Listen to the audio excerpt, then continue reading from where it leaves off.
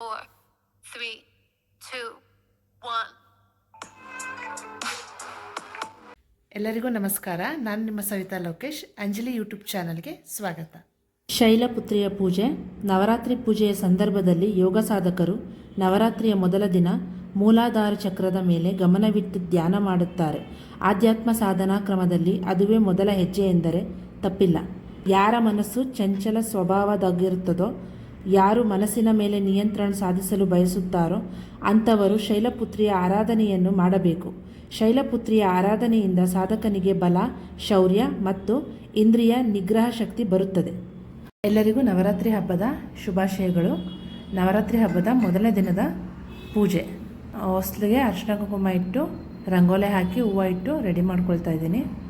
ನಂತರ ದೇವ್ರ ಮನೆಯಲ್ಲಿ ಕಳಸ ಸ್ಥಾಪನೆ ಮಾಡೋದಕ್ಕೋಸ್ಕರ ರೆಡಿ ಮಾಡ್ಕೊಳ್ತಿದ್ದೀನಿ. ಹಾಗೆ ಅಖಂಡ ದೀಪನೂ ಹಚ್ಚೋದಕ್ಕೆ ರೆಡಿ ಮಾಡ್ಕೊಳ್ತಾ ಇದ್ದೀನಿ. ಅಖಂಡ ದೀಪನ 9 ದಿನ ದೀಪ ಹಾರದಂಗೆ ಹಚ್ಚಬೇಕು. ಮತ್ತು ಹಾಗೆಯೇ ದಿನ 9 ದಿನವೂ ನೈವೇದ್ಯಕ್ಕೆ ಒಂದೊಂದು ಪ್ರಸಾದನ ಮಾಡಿಡಬೇಕು. ದೇವ್ರ ಮನೆ ಹೊಸ್ಲಿಗೆ ಅರಿಶಿನ ಕುಂಕುಮ ಹಚ್ಚಿ ರಂಗೋಲೆ ಹಾಕಿ ಹೂವು ಇಡ್ತಿದ್ದೀನಿ. ಅಖಂಡ ದೀಪ ಹಚ್ಚೋದಕ್ಕೆ 7 ಥರ ಎಣ್ಣೆನ ನಾನು ಯೂಸ್ ಮಾಡ್ತಾಯಿದ್ದೀನಿ. ಅದರಲ್ಲಿ 5 ಥರ ಎಣ್ಣೆ ಒಂದು ಬಾಟ್ಲು ಸಿಗುತ್ತೆ. ಅದಕ್ಕೆ ಮತ್ತೆ ನಾನು ತುಪ್ಪ ಮತ್ತು ಬೇವಿನ ಎಣ್ಣೆನ ಮಿಕ್ಸ್ ಮಾಡ್ಕೊಳ್ತಾ ಇದ್ದೀನಿ. ಹಾಗೆ ನೈವೇದ್ಯಕ್ಕೆ ತುಪ್ಪದಿಂದ ಮಾಡಿರೋಂಥ ಖೀರು. ನವರಾತ್ರಿಯ ಮೊದಲನೇ ದಿನದ ಪೂಜೆನ ಶುರು ಮಾಡ್ತಾ ಇದ್ದೀನಿ. ದೀಪ ಹಚ್ಚೋದಕ್ಕೆ ಅಖಂಡ ದೀಪನೂ ಸಹ ಹಚ್ತಾ ಇದ್ದೀನಿ. ಈ ದೀಪನ 9 ದಿನ ಹಾರದ ಹಾಗೆ ನೋಡ್ಕೋಬೇಕು.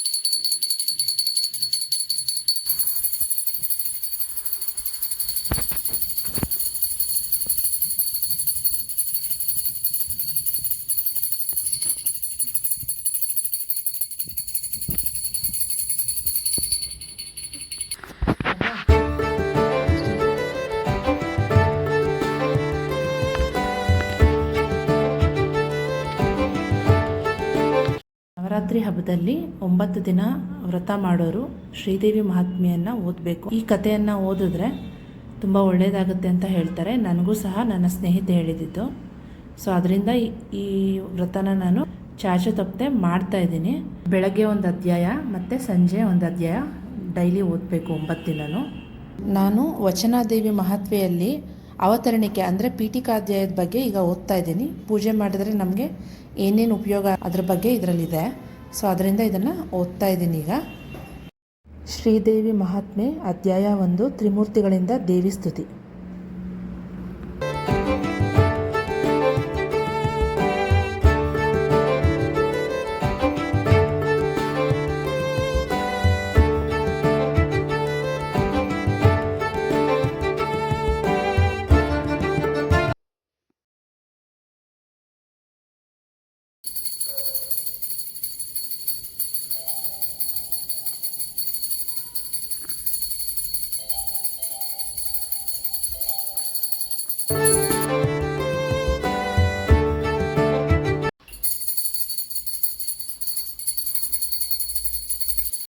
ಅಧ್ಯಾಯ 2, ತ್ರಿಮೂರ್ತಿಗಳಿಗೆ ವರಪ್ರದಾನ.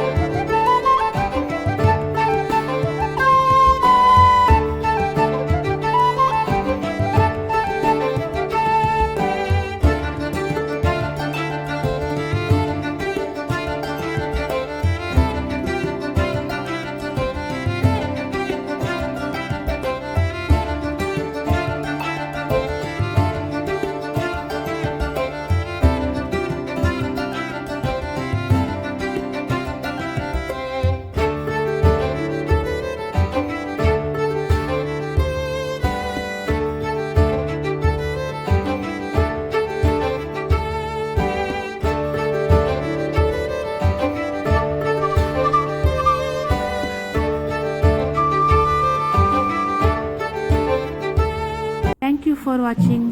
ಹೆಚ್ಚಿನ ವಿಡಿಯೋಗಳಿಗೆ ಸಬ್ಸ್ಕ್ರೈಬ್ ಮಾಡಿ, ಲೈಕ್ ಮಾಡಿ, ಶೇರ್ ಮಾಡಿ ಮತ್ತು ಬೆಲ್ ಐಕಾನ್ ಪ್ರೆಸ್ ಮಾಡಿ.